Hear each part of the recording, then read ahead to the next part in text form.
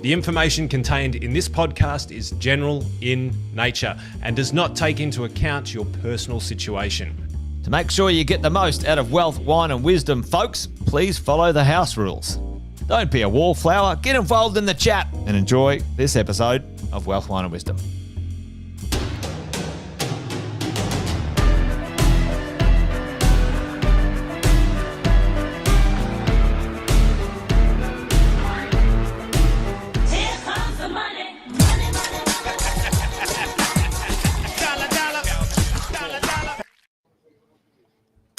Happy Friday, my friends. Hope everyone is doing super well. As you're dialing in or as you're tuning in, say good day in the chat. It'd be good to know where you're watching from as we start to get into another episode of Wealth, Wine and Wisdom.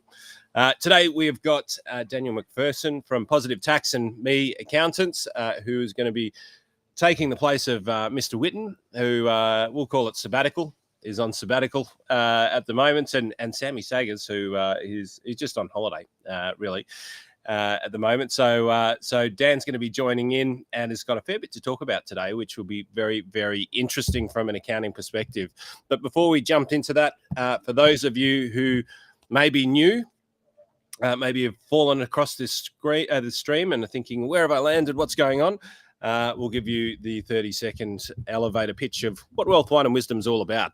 Wealth, Wine and Wisdom is all about providing clarity and financial certainty around policy, maybe having a little bit of a chat about what the politicians are up to, but ultimately trying to provide a true north, a true compass for business owners and investors out there in the world and, specifically Australia, of course. It started off in COVID when Jason and I went live every Friday dissecting the rules, the changing landscapes, the ever-changing landscapes of what was going on out there. G'day, AC. Good to see you. And trying to make sure that you're fully informed of what's really going on, not just what we call clickbait journalism, which seems to be prolific these days. Everyone's trying to capture your attention rather than actually give you some reasonable information. Wealth, Wine and Wisdom's foundation is providing the facts behind what's really going on for you, for your children, maybe so we can make more informed decisions and hopefully keep more of what you make. So rules of engagement, team, jump in, have a little bit of a chat with us, drop some comments in. We'll always go back in and say good day to everybody as we finish off the call, but it's always good to interact. So good to see you, Donna. Welcome. Happy Friday. Deanne, happy Friday, mate. Thank you very much. 2 glasses of wine there. I'm not sure. I saw Dan had a water before, so it might be a Wealth, Wine and Wisdom. No, it's not the dry version. It is the wet version. Sonia, good to see you. Welcome. Well, Dan, cheers. Welcome. Cheers. Good to see you. As we said earlier, I'm coming in to this episode of Wealth, Wine and Wisdom from amazing Noosa. We've spent the last 5 days up here with business owners. We call it the 0.4% Club. The reason why we call it the 0.4% Club is that less than 0.4% of business owners in Australia and in the US actually get over $10 million in revenue. And we're here celebrating some of those amazing people. One of them's actually dialing in right now, probably from the pool. Lindsay, good to see you. So we get around and talk about all things business, planning, tax, and try and figure out what's the best way of navigating it to keep more of what we make. So that's me, mate. That's the reason why it's super cash today and the reason for the beautiful background. And hopefully the sun doesn't do too much damage to us. But, mate, welcome. I think first time on Wealth, Wine and Wisdom, is it? Yeah, it is. First time. Big shoes to fill. Mate, not really. They're just Wittens. He doesn't usually wear shoes. They're just thongs anyway, mate. And judging by what you've already sent through, mate, I reckon we're in for a ripper. So, mate, if you want to do a high-level intro, perhaps, or we can just jump straight into it, you let me know. I'll bring up some of the content that you've shot across to us, and we'll have a little bit of a look at what's in the news. We call it at Wealth, Wine and Wisdom decanting the week. So we'll come to you just after this.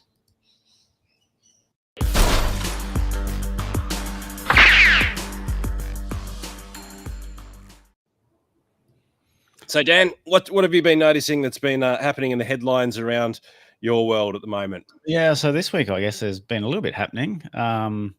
Interesting, I guess, the banks have been putting out some of their profit figures lately as well. So record profits, and CBA and ANZ looking to slash jobs, close branches. But it looks like this week they got busted by Fair Work on advertising the same role that they made redundant here in Australia and in India. So this is an interesting one, right? Because they're cutting jobs based on artificial intelligence taking them over, aren't they? Apparently, that's the claim anyway. I guess that's the that's one take on why an Australian job should be redundant, but they actually need a real person in India. Yeah, right. So what's the background to this? So I guess it's really just another way of them trying to increase the bottom line. And obviously, when we're seeing branches close, the service levels, I don't know if anyone's had to talk to the bank lately, but it's horrific to get anything done. I know we had to change a couple of signatories on one of our business accounts the other day, and had to make the appointment to go in. Honestly, it's like a 3-second job, but it takes like an hour to get done. So it's just really, I think, all about the bottom line and where they can save cost. So effectively, they're making Australian jobs redundant because they don't want to pay the wages, because they're getting higher and higher and higher, just generally pushed forward through, what's been happening in Australia. It's the cost of living crisis, as they talk about. But ultimately, they're not really making them redundant. They're actually just replacing them with cheaper labour offshore over in India. And that's what it would appear, yeah. It's amazing. Yeah, it seems to be what's happening. I mean, there's always certain things that I guess that AI probably won't be able to do. And I don't know if anyone, if they've gone for lending recently, knows how long it takes. And most of those assessments are being done overseas now anyway. So there's no sort of discretion or using a bit of common sense now. It's just whether they fit their nice little tiny little box that they've got to tick off, rather than sort of, I guess, helping their customers. Well, it's a reality of business. Like, you and I both have team members offshore as well, because we need to be able to access economy of scale, because it's just too expensive to employ certain people in Australia to do certain jobs. We call them, the $1-2 jobs. You don't have somebody, getting paid hundreds of thousands of dollars or $100,000 doing, dollar jobs. You have them doing $50, $100 jobs. So there's an economy of scale that works here. But for those of you who don't understand redundancy is you're really only in the world of larger businesses. You're really only allowed to make a role redundant when there's no more need for that role. So what Dan's talking about here, and what the headline's all about, is that there are certain redundancy requirements which say, well, that job's no longer needed. We don't need any more salespeople. We've got too many. But the fact that they're actually going offshore and advertising the same positions that they're making redundant would appear that they still need the roles, and they're making them redundant in Australia. But ultimately, they still need them, and that's what they're getting dragged over the coals for on this one. It's interesting, Dan, because I'll find what we spoke about last week, and maybe a little bit of a soapbox. I'm not sure if you were watching, but we were talking about Westpac, and they were axing 200 of the bank tellers. And, I'm not sure if I waxed lyrical on it last week, but ultimately the bank's fundamental reason for existence initially was actually to take your money, store it, so that somebody couldn't come along and put a knife to your throat and take the money from underneath your mattress. That was fundamentally the reason they originally existed. And then there was transactional costs, so you put it in one and you could get it out in a different country. And then obviously lending came later. But, these institutions had bars on the outside, had vaults and things like that to store your money, to protect it from people who were ultimately going to steal your money. Now, it seems that not only are they reducing the amount of people in Australia serving Australians, they're reducing the number of staff that face Australians, and they're pushing you to use their online platforms, which every time you sign into those platforms, you're actually signing terms and conditions that waive your safety of your currency away. Ultimately, it means that if a cybersecurity breach happens, then you are not 100% protected on your funds like you were in the old days. If somebody came in and stole your money, the bank underwrote that. Nowadays, people can come in and they can take your money out, and ultimately, when it's gone, it's gone. So the fundamental purpose that banks exist or existed don't actually serve the same purpose anymore. Yeah, I actually did catch that. And I was thinking too, when you look at it, now that we've really gone cashless, the banks are just raking in. Because if you're thinking like, if I've got $100 note that I would just pass around to different businesses, it'd kind of go around. And at the end, you've still got the $100 note. But now they're taking 1.5 to almost 2% off every transaction. That $100 note's gone after about 50, 60 transactions completely. 100%. And what are they actually doing for that transaction? Nothing. It's a service tax. Tell you what, Exactly. here's one for the government. If you want more in taxes, just take over the transactional charges and call it a consumer tax. At least then, well, actually, I'd prefer the banks to have it, to be fair, than the governments, because the governments will fucking just. It's good to have solid banks in Australia, but not good to have drunken sailors spending our taxpayers' money. Exactly. What else have you got in here, Dan? Yeah, and like I guess where you've got Westpac cutting jobs, CBA cutting jobs, ANZ cutting jobs, like they're all cutting. So I think it only means that service is going to be even worse. So I guess it's not going to be pretty. Hopefully, we get a few more competitors in, and it actually forces them to provide some sort of service. But I guess on a different topic, we've got there too. I think on the next one down, Andy. Actually, just before we go into that one, because I think I've mentioned I had 100K stolen from our account with one of the big four banks, and never banks waived their liability to it, and so that money was never recovered. That was money that disappeared into the cybersecurity world. Pretty poor freaking experience on my side of the equation. I bet. Now, what had happened is 2 years beforehand, we had tried to remove signatories off certain accounts, but it was so difficult to go in and actually do it. We had to go and speak to a bank manager. Then that manager had to organize an appointment, and then that person couldn't fulfill on their obligations, didn't know how to do it. And as a result, that signatory was never removed because the friction was just way too significant. So now we're getting forced into a system whereby not only can we not do it online, there's less people to help us do that in person. So the chances of us being able to actually change the bank accounts, do the things that we need to do in order to protect ourselves are diminishing by the day. It's disgusting. Yeah. And then like similar to that as well, we've had a few clients lately that for whatever reason have had their tax file number compromised and their MyGov compromised. So someone's gone in and lodged like amended returns and amended BAS statements and siphoned the money off elsewhere. And the ATO basically come back and said, oh, you need to prove that it was fraud. Otherwise, it's your bill. Wow. So is this where people are hacking into the MyGov sites and redirecting? Because I've heard of this. People have been hacking into the MyGov sites and changing the destination bank accounts to the tax return. Yeah. Is that what you're talking about? Yep. And then they're just going into MyGov, whether if it's an individual, they might do an amended return or do the return if someone hasn't done it for the year. Or if it's a business, go in and amend a heap of BASs to get either like the GST refunded back kind of thing. And then sort of instantaneously that the ATO are normally pretty quick on those type of things, getting the refunds through. And before you know it, it's gone offshore and it ain't coming back. Wow. So they're hacking into a government-run application, being MyGov. Yep. And having money stolen from another government institution that's returning tax that has been overpaid, because a tax return is actually when you've overpaid tax effectively based on where you are. So a government-run application and a government-run refund of money that you've overpaid. And then if you go, well, hang on, the security's not there and it's gone somewhere else, then they're asking you to prove that it's gone to a different bank account. Yeah, they're basically asking you to prove that it wasn't you, yeah. Wouldn't you just be by the fact that there was a login in some other part of the world into your MyGov account and your bank account changed? You would think that would be enough.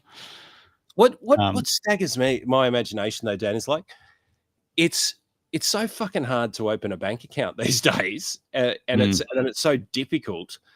But then when somebody steals your money, it goes from your bank account to another Australian bank account, and then bounces around potentially a couple of Australian bank accounts before it goes into the world of crypto and disappears.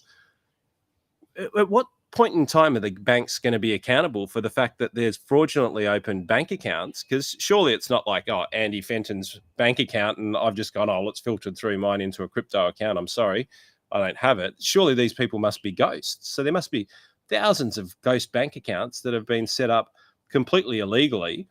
And the banks must be at fault in properly checking, because, geez, I mean, the amount of rigmarole you have to go through to set up a bank account is absolutely obscene. Yeah, I know. It's ridiculous. Yeah, it's interesting. I don't know if you caught, must have been a couple of months ago now on ABC did like a Four Corners on the $2 billion that the ATO lost to the GST scams, where people would just register an ABN and then put through a heap of refunds for GST and paid no questions asked.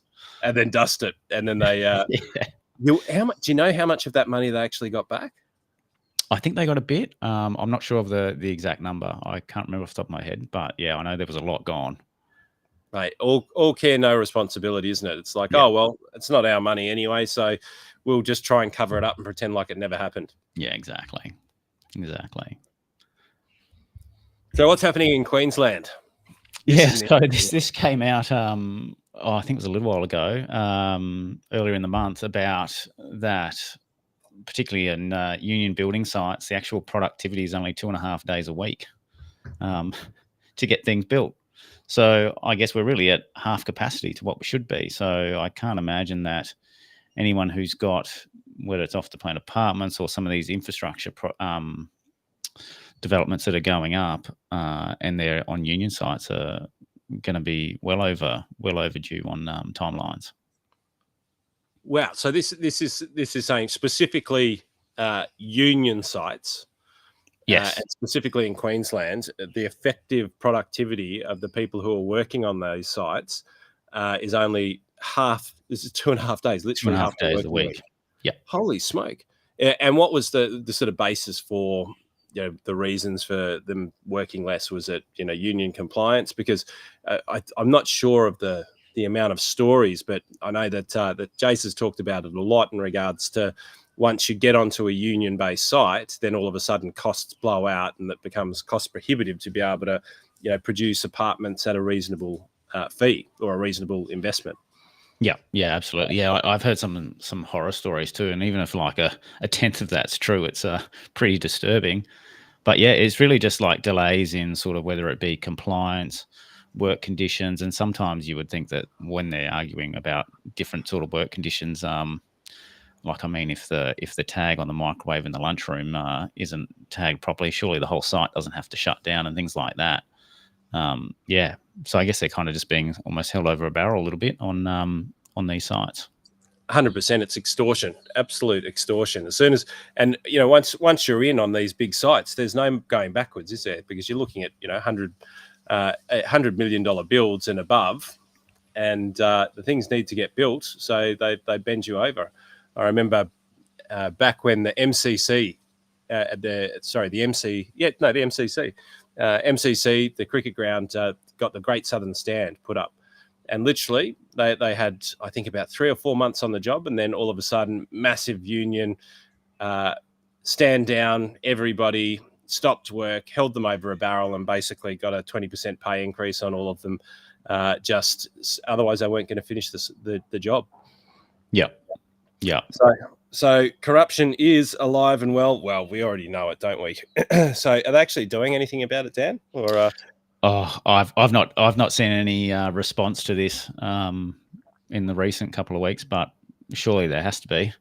Well, you'd think so, because they had a productivity commission, didn't they? Yeah, exactly. And it's found that we're just getting less and less productive. So surely something's got to turn at some point in time. Maybe they should be called the anti-productivity commissions, because it seems like every single time they have a productivity commission looking into the lack of productivity in the Australian economy, we end up less productive as a result of it. Correct. Exactly. More taxes, Dan. That's what I reckon we should be doing. We should bring in more taxes so that we can get more politicians looking at this, so that we can really understand where all of the money's going. I think that's, I think that may be the next play for them. Is more politicians ever fixed anything? Yeah. Oh, mate, need more politicians in order to look at it more effectively. Well, now public sector have now taken over as the largest spender. I think it is in the Australian economy. They're the largest employer, certainly now in the Australian economy, and public sector related is the dominant industry now in Australia, which is insane. Where we've got incredible mining resources, but the government is becoming the largest employer, which is just outrageous. Which kind of really, I guess, it skews all of the job creation figures too that they, I guess, are putting out there, because most of those new jobs are either sort of government jobs or non-market jobs, which I guess aren't really productive, and most of the time they're funded via government funds anyway. So when you're looking at, I guess, the true private market increase in jobs, it doesn't look great. Well, we don't call them government funds at Wealth, Wine and Wisdom. We call it our money. They're building it with our money. Yeah, that's true. That is true. Absolutely. This was an interesting headline, which caught my eye a little while ago as well. So what's the background to this? I think it's a bit of tongue-in-cheek. Well, I guess I'm not necessarily sure that there's too many brickies on 500k, but I still know a lot of like whether it be sparkies or plumbers that are sort of edging up there pretty close too. So I can imagine there's sort of a few head people of some organisations that are sort of thinking, why are they earning so much and my income hasn't gone up as much? But I guess it really just comes back to showing how much the supply of trades is really, I guess, having an impact on prices, whether that be sort of building. I know the other day we had a water pipe burst in the roof, and lucky I was home to turn the water off, did a little patch up, and Dan the plumber. Well, the old man was a manual arts teacher, so I've got some skills in that regard. But you could call the plumber around, and he quoted me like, I think it was $1,000 just to fix like a 5-minute job for a pipe, and I was like, I'll pay you a little quote fee and see you later. So I managed to negotiate that down, but because there's no one to come and do it, they can kind of charge what they like. Yeah, I was having a chat with one of my mates just recently, and he's got a friend of his who's a plumber, and there was something similar that went on at his house. Maybe it was even you. And he said, I don't get out of bed for less than $1,000. I said, so ring somebody else. I'm not going to come around and help you out at your house. Yeah. This was a mate. Yeah, right. I'm like, you wouldn't do it for a slab? Seems to be the starting price for them. Yeah, well, I remember, and look, not picking on trades here, but because there's lots of areas where this price inequality has happened. But it used to be that the concreters, the tradies used to ping around town in the 4-cylinder old white utes. Do you remember them? The old Ford white ute cylinders. Now they're all rocking around in $150,000 utes, $200,000 utes. Now, whatever your opinion on that is, the reality behind that is, if the people doing the manual labour behind the jobs are on very, very high salaries, then the cost of whatever you're going to be delivering on is going to be very, very high. And one of the reasons why in places like America, and one of the big challenges that we've got over in Australia is that we don't have a cheap source of labour to Australia. So America, has Mexico as a very, very cheap source of labour. Australia doesn't have that. We don't have a border that people, come across that, there's a big pricing disparity, which effectively means that, we need to rely on the appropriate amount of immigration and closely evaluated immigration to be able to supply the needs of Australia. Same thing as what happened over in the UK, I think it was about 5 to 10 years ago. Massive nurse shortage, massive nurse shortage all around the UK, and they were making it very, very attractive at giving much more lenient terms on visas and things like that to any nurse from anywhere around the world. And of course, they ended up getting them. But they were actively sort of recruiting for the right people to migrate to their country to fix an issue that their country had. Unfortunately, when it comes to migration out here, we don't seem to have our finger on the pulse of migration in any way, shape, or form. It's like migration is a necessity to Australia, but it's not like we're getting the right types of people into the country. Yeah, exactly. Actually, I thought there was maybe something. Yeah, there was something on that they put out some figures that over the last 700,000 of people that came in, only 5,000 of them had any construction experience or qualifications. So I mean that's not helping towards the construction issue. We're just going to let more people in that need more houses and places to be built, but not actually bring anyone in that can do it. Yep, 100%. We've got the Dons in here. Lack of investment in tradies by governments led to a shortage in tradies, supply demand. Look, the Dons, partly. Like one way that you can manage and price control trades or any occupation is through the appropriate education channels. So providing a way that, and maybe subsidies, but providing the right channels for people to be able to achieve the qualifications. You can incentivize that in Australia. It can also be challenging because we all are living in Australia and used to living in Australia. So there's a certain quality of life that we're kind of used to and almost like the handout generation. So we have an expectation that the price starts here. The other side is that we can get people into the country who have those skill sets. So, but sounds like, Dan, we're doing a shithouse job of doing that on all levels. Yeah, based on the figures, it would appear that way. Absolutely. Right, now this was something that I had a look at as well. I saw it in the Fin Review. And they do this every year. I haven't had a chance to read it yet, but effectively it's the biggest taxpayers and the biggest listed companies that paid no tax. So walk us through what you've learned here.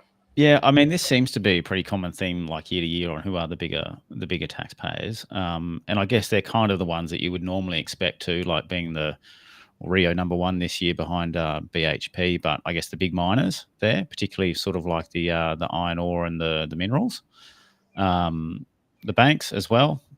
I mean, maybe we need to be able to knock them down the list with us keeping more of our money and them not having as much. So really mining and banks really, I guess, where the majority of our big taxpayers are, which I guess hasn't really changed in the last couple of years. Still seems pretty shy on it for some of those sorts of things. There must be some pretty substantial government subsidies and depreciation that's working its way into some of these numbers, because 6 billion on 22 taxable, 6, 12, 18.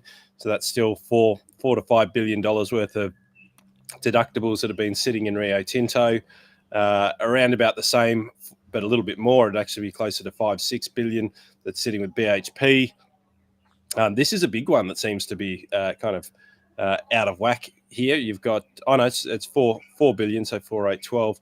So it seems like they're sort of paying their fair share. This next one, though, is very telling, which is our biggest company taxpayers and those who didn't pay. So the top 10 companies, as far as income earners, who didn't pay a cent of income tax.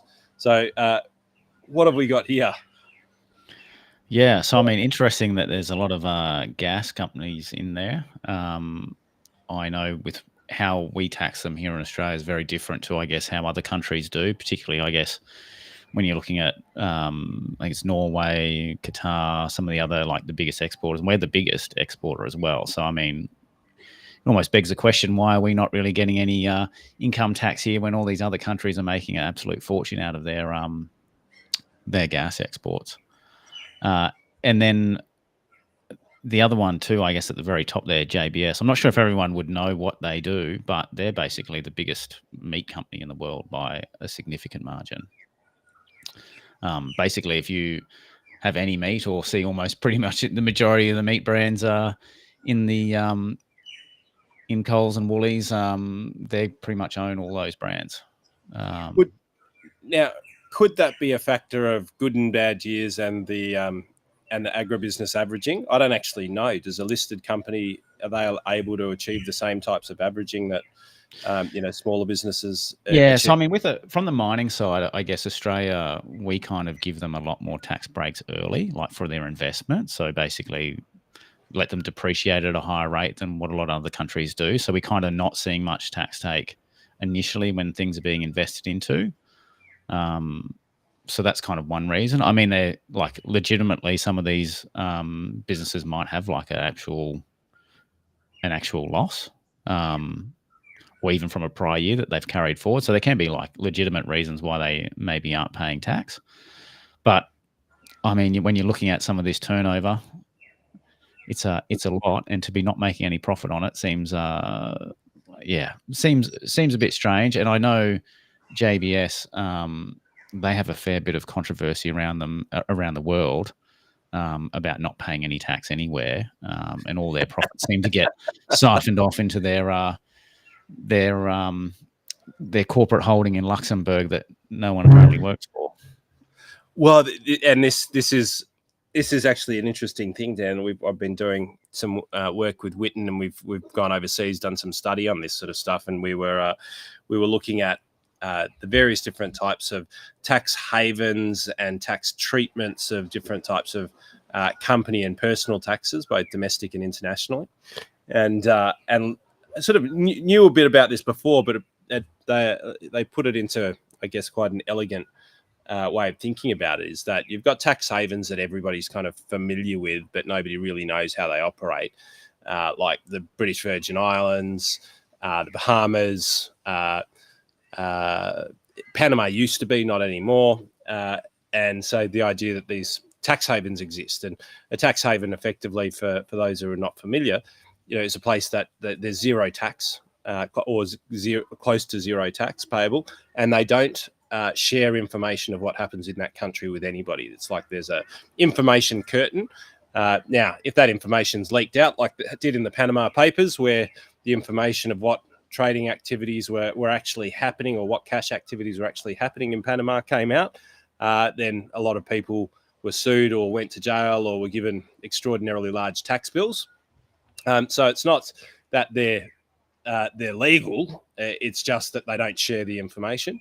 But then there's these ones called remittance-based systems, and there was one we spoke about more recently, a good example of a remittance-based system whereby the UK had special remittance-based system with the United Arab Emirates, and so the sheiks, who effectively might have $100 billion profits over in the United Arab Emirates, they weren't paying tax on that money. They only paid tax on the money that they brought into the UK. So if they brought $100 million in per annum into the UK, they got taxed on those dollars, but they didn't get taxed on the $100 billion that the company actually made.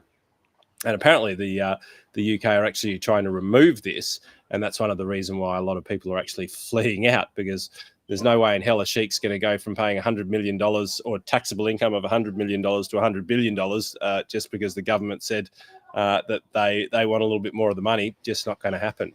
And the other system, which is, I think it's called territorial or terrestrial. I can't quite remember the name of it right now. But ultimately, it's only going to tax money that's earned in that place. And so some of these companies can actually have, like, and it's very common in Ireland, which is one of these, whereby they have their main trading operations, administration over in Ireland, much lower tax rates. and all the money that's earned over there is then taxed over in Ireland, and they charge their offshore subsidiaries significant amounts of money in order to be able to manage the operations of the international entities, aka JBS Meat Holdings may well have significant companies. I don't know. I absolutely have no idea. But the way that some of these companies can work is that they have their main operations in these countries which we have double taxation agreements with, but ultimately the rules are that they get taxed on the earnings that they have in those countries, and they're allowed to charge the subsidiary companies around the world significant amounts of money, which can then turn them into zero tax paying entities or close to no tax paying entities. And I think there's quite a few of them operating in Australia. A lot of the tech companies are doing that, and that's why they get a lot of Australian dollars, but we never see a cent of it in tax. Yeah, I think most people don't I guess, understand that that's the case, where that parent company in one of those tax havens is actually charging that company in Australia for things like services, licenses, basically whatever they can come up with to charge to reduce the profit here, they'll charge it and they essentially shift the profit to another jurisdiction. You'll see that a lot with like Facebook, Google. Like, they actually make no profit here in Australia; it's all overseas. 100%. And look, this is the problem with the system is, and where the government keeps saying, look, we're going to tax large companies more and more and more. Well, large companies end up going, well, fuck you. Like, why would I bother paying you more money where I can have the entity offshore and start trading most of my profits through that entity? And then the governments try and catch you by introducing new types of laws and tax regimes to try and stop that from happening. But ultimately, if you make the laws too stringent, if you make them too tough, then businesses will find a way not to pay any tax here and start to move the money offshore. Where we'd probably be a lot better off making a more favourable business environment so that businesses can thrive over in Australia, and then you'll end up with a lot more taxes by default because they can come over to Australia, pay less tax, which means that they'll be paying more tax in Australia by paying less tax in total, which means that our revenue goes up. It sounds counterintuitive, but that's exactly what countries like Dubai are doing. 9% company tax rate, mostly consumption-based tax, meaning like a GST or service charges and things of that nature. And ultimately, companies can operate at a very, very minimal company tax, and that then feeds the beast because you've got billions, if not trillions of dollars being earned in profits over there, and it's the number can be 9%, and they collect a hell of a lot more revenue than what we do. Yeah, it's an ongoing problem that I haven't really heard any good solutions that have been put around that I guess don't get squashed by those with vested interests. 100%. And I'm a little bit reticent to say that we know how to do these things, but we did sort of come to a conclusion while learning a lot about these types of things, and that the broad conclusion was, and we've chatted about it a bit over the last few days up here with the large businesses, is if you've got 10 million worth of investment wealth, then Australia is a very good house for it. If you've got over 10 million, then maybe you start to look at different types of places to hold your investments. You can stay here and you can pay very little tax and have quite a substantial amount of business, or you can have a substantial amount of investment and pay minimal amount of tax, right, if you're structured the right way. But over and above that, you start to lose control once you've topped up your super and you use up your tax thresholds and potentially investment companies and things of that nature. So the same is true for businesses until you're starting to pay sort of 5, 10, or probably really $10 million in profit and over. The idea of potentially moving to a different country in order to minimize tax is probably a false thought, because 9% versus 25%, right? And you got to factor in, got to take into consideration what actually happens to you when you become a non-tax resident of Australia, and the ramifications there can be quite significant on you as far as the exit taxes. So sounds sexy, but there's a lot of things that you need to go through and kind of evaluate. So broad stroke, under 10 million, you can structure yourself really well in Australia, and up to 10 to 15 million dollars worth of profit. Like, probably still better off doing it here. But if you're looking at outshooting that, then maybe you start to explore these types of opportunities. Yeah. I definitely think there's opportunity too for even those under who maybe have partners overseas where you've got that ability as well, potentially. I know more and more people will have someone who, I guess, isn't an actual resident of Australia. So, yeah, interesting. Rebecca's actually put something in the chat asking if you're able to provide advice on Australia tax and US tax and the implications and perspectives. Probably best to reach out, put some details in the social channel that you're coming in from. I think it's Facebook, Rebecca. Whack a question in there, and Dan can come back. In this type of forum, we're a little bit restricted in what we can say, but you can have a chat offline if you like. So just say like to chat with Dan, and we'll organise one of the team to reach out. Kevin's joining us in from good old Adelaide as well. What's this all about? Forget property. We bought a boring business to get wealthy. What's this all about? Yeah, so I know you always hear Jason talking about the big generational shift in wealth, particularly from a property being handed down from one generation to the next. But people kind of forget that there's a big generation that are moving out of businesses. So, I mean, you've got all these baby boomers that have spent decades building their businesses, and they really don't have a lot of people to sell it to. So there's heaps of businesses at the moment that are kind of almost being sort of wound up for nothing, that are really profitable. They've got a lot of goodwill. They've got a lot of history. And it's kind of just like, they're just out there. So I think there's a massive opportunity, particularly for the younger people who don't want to be the influencer or the YouTuber, to do what you would consider a boring job. But geez, you can make some good money out of it. Well, so you're seeing this personally in your practice. You're seeing businesses struggle to actually sell themselves, and they're actually generating good turnovers and things like that. But do you have any specific sort of industries, just as like to show the range or the dichotomy? Yeah. So I mean, for example, there's a plumbing business that I looked at recently. They were making like 50, 60% net profits, turnovers of like 1.2, so they're making sort of like 500K a year profit on like a $1 million, $2 million turnover. Just sort of like similar types of, like, particularly those trades businesses that are run really well. Even things like some of the education businesses we've had sort of struggle to sell, and they had like a significant amount of material that I guess IP that they'd created that they were struggling to offload, that basically had contracts for like a whole state. And then sort of retail furniture businesses that were making really good money, couldn't sell, basically ended up winding up. Yeah, so there's a heap out there that are basically almost just closing their doors. Yeah, it's insane. And look, if you guys are in business and you're out there, keep listening to this, or there's a QR code up the top left or just over here.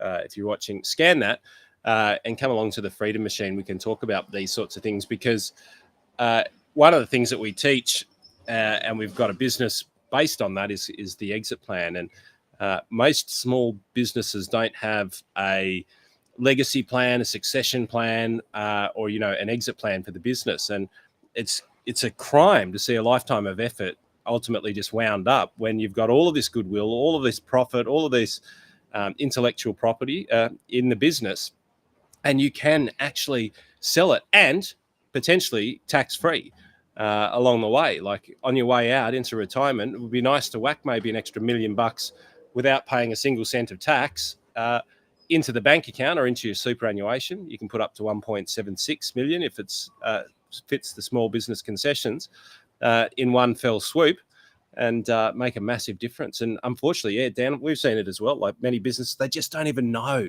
and quite often they think that because maybe they've fallen out of love with their business. They think, oh, nobody would want this or nobody could do this. And the reality is there's probably lots of people who could do it and lots of people who'd want to. And then they say, well, nobody has the money to buy it. But there are ways of being able to finance or vendor finance people into these businesses and ultimately, get a payday on something that you've built over time. So if you're a business owner and you're listening to this, then definitely come along to the Freedom Machine and have a little bit of a chat. And, we are assisting clients buy and sell businesses all the time and trying to make it as tax-free as humanly possible. So learn a few of the rules of the game, come along to the Freedom Machine and check out a little bit of what we've got to say. But please don't wind up your business and just throw it away after a lifetime when it's a potential gold mine for somebody else. Oh, no, it's a bit sad. It is. We've seen it all too often. And the clients don't like it either, because the clients are like, well, where do I get my XYZ from?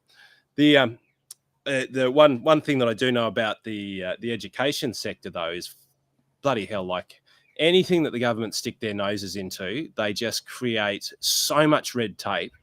There's a client of ours that we were trying to help restructure their business, and anytime the holding of an RTO adjusts by more than, I think, 10%, it triggers an audit, a full audit, and apparently that's like a very nasty proctological exam before they're allowed. And even if they're selling it effectively from their own name into their own trust, so the beneficial owner doesn't change, but the red tape that they have to jump through in order to be able to do it is off the charts. And had another client of ours actually try and sell their RTO, and it's just been one of the most horrifically painful experiences because of that same government red tape. Now, not saying I know that I've just said you should sell a business, but the RTOs are a very special breed that are it's a very challenging sector when it comes to passing on a business, because the government are so actively involved in making it almost impossible to do so. Yeah. I mean, it's from the other side of things of buying, though. Geez, it's exciting if you're looking to get in, because there's so much opportunity. And even like a lot of people now, if you don't have the money, they'll vendor finance you in, so you actually don't even need any cash to put down. It's almost just start getting in there, getting your hands dirty, and doing the work. And at the end of it, you could have a really good business that then, I guess, pays for all your investments. 100%. And look, this is what people don't understand. So I'll give you an example of somebody that we helped. It wasn't a client of ours, but just gave them some advice. G'day, Joe. Good to see you. Gave them some advice because they were effectively getting to the end of their working life and made some good coin along the way, and ultimately just sort of winding down. And same thing, they were like, well, none of our team have the cash to buy the business. And so we said, well, what happens if you were able to vendor finance them, which means that effectively they don't have to put any money up front? And we structured a way whereby there were certain KPIs that needed to be hit within the business, but ultimately the business hands it over to the new partner. In lieu of receiving a wage, they received capital on that, which was tax-free. So effectively, if they were generating $500,000 profit, as you said before, might be $200,000 a year goes to pay down $1 million loan. So in 5 years, the loan's fully paid off. The new person owns the business and only made $250,000 a year for 5 years, and then now is earning $500,000, if not more, because they've scaled the business. And it's a longer strategy and it takes a little bit more forethought or foresight, but ultimately it's a hell of a lot better than just saying goodbye to the business and having nothing for it. Absolutely. Mate, I think we need to set up some sort of broking channel for it. Business brokers seem to be shitting the bed left, right and centre. We could pool some funds in to buy some of these great little businesses too. Mate, that's it. Maybe we start a little venture capital fund to start to acquire these. Well, mate, here's some things that were over my neck of the woods. We're sort of getting to the end. I've got about 10 minutes left, but I'll fire off some things that I was looking at and maybe of interest for some of the viewers out there. The US economy actually grew faster than expected through quarter 2, 2025. Good numbers, up almost 5%. A large part of it, though, is how to lie with statistics, which is ultimately the decrease in imports, which artificially increased the relative trade balance, which means that GDP growth looked more positive because they had less imports that were coming in to offset them against, largely driven by tariffs and the scaring of tariffs, really, not the actual tariffs. I actually wanted to get a slide, but I couldn't find it for today. But the proposed effect of tariffs from the Trump effect was meant to be something like 38, almost 40%, Dan, and it's landed at less than 10%. So all of this media hype and things which manipulated markets endlessly and probably made those people potentially close enough to know what he was about to announce, and maybe if they were trading on the other side, might have made them billions of dollars. I think there was an alleged episode that that might have actually happened in one of the publications. While they're making huge amounts of money, the reality that's come to pass is that the actual tariffs are far leaner than they were expected to be in the first place. So positive growth in the US, largely manipulated by the lack of imports, but still it's a positive story for them. But much more is needed from the US side of the equation just to cover their own expenses. This was an interesting one just out from the Australian Bureau of Statistics, as I'm being eaten alive by mosquitoes over here. So if you see me wobbling around, Dan, it's because you've been eaten to death. I am. But so in a housing crisis, Dan, you would expect the number of approvals for housing dwellings to increase, wouldn't you? Like that you would think so. That would make sense, wouldn't it? It would make sense to me. But the drop in total dwellings, I'll read the headline. The drop in total dwellings was driven by an 8.1% fall in private dwellings, including houses, from the ABS. So apartment drive fall in dwellings approval. Total number of dwellings approved fell by 6% in August to 14,744, which is a minuscule fraction of what is needed. So people don't look at property investors as the bad people. Don't look at anything else. Look at these incompetent buffoons that are not allowing things to go through. We still have councils and things like that are just stopping the progress of apartments and dwellings in Australia. Like, these statistics are disgusting. Like, they're so underwhelming, and they should be going up. If you want to decrease the prices of property, make more of them available, and increase the supply. So that'll, all other things being equal, will help stabilize or reduce the cost of property.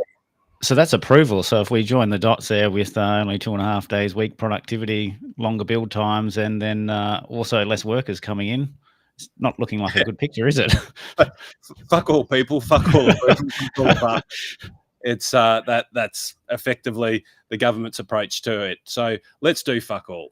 That's how we're going to fix it. We're not. We all need something to focus on. So no solutions there, but there's opportunities there if you're on the right side of the trade. You just need to think about what that means, and we certainly know what that means. It's going to certainly put a lot of pressure on housing prices, pressure that is upward pressure. It's going to put pressure on them not coming down. This was an interesting one. This goes to some of yours. It's a bit morbid. Increase in death reflects aging population. So people are dying, Dan, and they're dying. Well, let's put it bluntly. More people are dying than they've ever died before, even through COVID. Let's not even go through the fact that the flu still has a greater mortality statistic than COVID-19, but we won't talk about that because that'll just give all of us Victorians an absolute PTSD episode. But increase in deaths. So the number of deaths registered in 2024 grew up to 187,268, which is up 4,000 or 2.3% from previous years.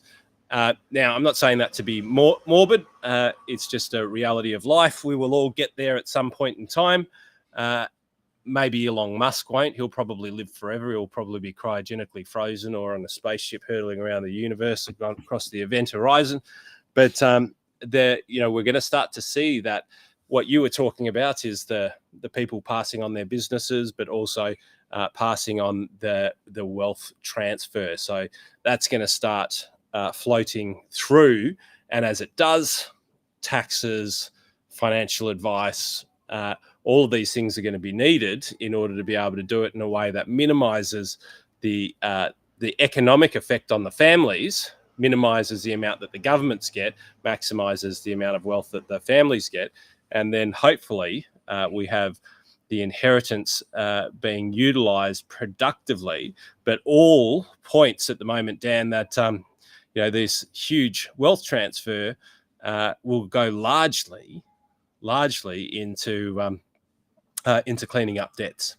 And if the government have anything to do with it, they'll introduce some more death taxes, and you won't even be paying off your kids' debts. You'll be paying off the government's debts as you die. Another reason to go to another country. No, just joking. So inflation figures are out. Inflation is stable. It's a little bit up at the moment. So I thought I'd bring this to light because this is interesting, right? There are a lot of people crying poor, and I get there's a lot of people doing it hard, but the statistics, the actual data points to some interesting things. So we have never spent more in the history of Australia. That's the reality. Total monthly spending, household spending is up, and it continues to rise. Part of it due to cost of good crisis. But then let's have a look at where that is being spent. Non-discretionary expenditure is living costs, that power, gas, utilities, those sorts of things. Not discretionary. You need these things to live. Additional services can sometimes be discretionary and non-discretionary. Let's just say that they're in the non-discretionary basket. Goods, typically, additional things. They don't necessarily have to be great shiny objects. Some people will call them necessities, and other people will call them luxuries. But then here's the thing: the discretionary spend has hit 50 billion. The discretionary spend, which effectively means we're still a nation of spenders, right? That's an extraordinarily high discretionary spend. That's huge. Up from what would be non-discretionary. Like even if we add services and we call that non-discretionary, meaning it's a mandatory cost like paying your mortgage, and your non-discretionary spend, so we say, well, that's 35 plus 25. Well, we're probably just a little bit over the discretionary spend if we add those two together. So 50-50. Which is very, very interesting. So people are still spending. The increase in inflation data is telling, and potentially coming into summer might mean good trading around, for those consumer cyclical businesses, for those people who rely on people to be spending. I mean, I'm here in Noosa and we're doing the same thing. So I can't say too much, but I will say those statistics, if you were to put that discretionary spend, I've just had an ABC moment. Slides have gone down. If you took that discretionary spending and you put that discretionary spending into investment spending, then it would be a very, very different landscape. So here's my tip for this week. Is maybe take some of that discretionary spending and start to look at micro investing or investing or taking some of that money that you're spending on things that would and are considered to be luxuries, start to take part of that and put that into investment for the future, because it's the energy that you expand now that produces the revenue that you receive, and how you deploy that is going to largely dictate what tomorrow looks like for you. And if you do follow the ABI approach, which is always be investing, always skimming a little bit of funds off the top, whether you're in business, whether you're a PAYG employee, it's about just taking some money off the top. Like everybody, if you take 5%, if you've never invested, take 5% above everything else that you're spending, you will figure out a way to make that work. And if you keep investing that on a daily, weekly, monthly basis, then that'll turn into a very significant nest egg for you and your family one day into the future, and give you opportunities that some people take and others would like to take, but just don't get involved in the game. You have to invest. You have to take risk if you want the return. but doing it consistently over time produces extraordinary results. So team, if you want to learn a little bit more about how to do that, there's a QR code that you can come along to one of the webinars that Jason and I run called the Freedom Machine, that helps people invest, helps people understand the game of tax, the game of business, the game of putting more into your pocket, less into the government's pocket, keeping more of what you make and doing it in a way that keeps you safe and secure. But that's about it from my side. Dan, any final thoughts for this amazing Friday night? No, I think that was a pretty good place to end. I think it comes down to the power of compounding. So the longer you leave it, you're exponentially missing out even more. 100%. I think it was Einstein who said, and I always get corrected when I quote people and whatever. The point is still valid. It was the eighth wonder of the world is compounding interest. So the more that you put away, the more that you will have for the future. And ultimately, I can tell you, Dan, probably about 50 stories of people who had well over $1 million who started off with mum and dad buying them some shares in CBA, and they just reinvested it and put a few $100s in each year. Then it went to, a few thousand each year, and not major amounts, not life-changing amounts. But, after 50 years of doing that consistently and allowing the constant investment and the reinvestment to take place, they ended up with, $1 million more over and on top of their super.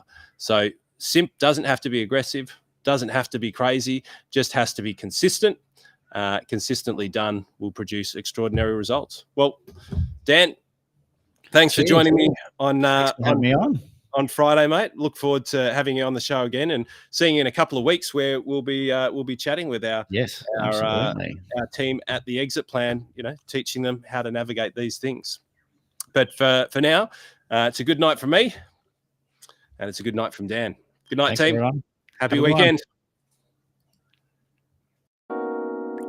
Thanks for watching another episode of Wealth, Wine and Wisdom. Make sure you like, subscribe, and turn on the notifications so you never miss a thing, folks. We'll look forward to seeing you next time. Debrief the week with Wealth, Wine and Wisdom. Every Friday at 5 p.m. Victoria and New South Wales time. We know that Queensland, South Australia, WA have different time zones, as does Darwin, but we're sure that you can do the calculations depending on whether it's daylight savings or not.